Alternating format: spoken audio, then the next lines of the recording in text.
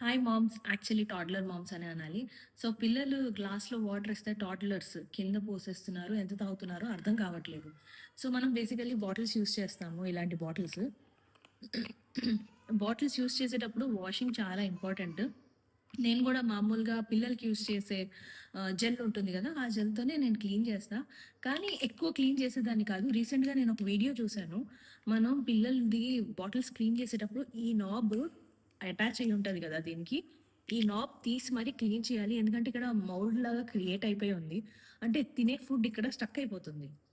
So, ఈ part కూడా తీసి క్లీన్ చేయాలి. అండ్ హియర్ ఒక రబ్బర్ ఉంటది. ఆ రబ్బర్ కూడా నీట్‌గా క్లీన్ చేయాలి. లేదంటే దానివల్ల పిల్లలు ఇన్ఫెక్షన్స్‌కి గురయ్యే ఛాన్సెస్ ఉన్నాయి. So, next time water bottle wash చేసేటప్పుడు ఇది తీసి క్లీన్ చేయడానికి ట్రై చేయొద్దు. క్లీన్ చేయండి. ఓకేనా?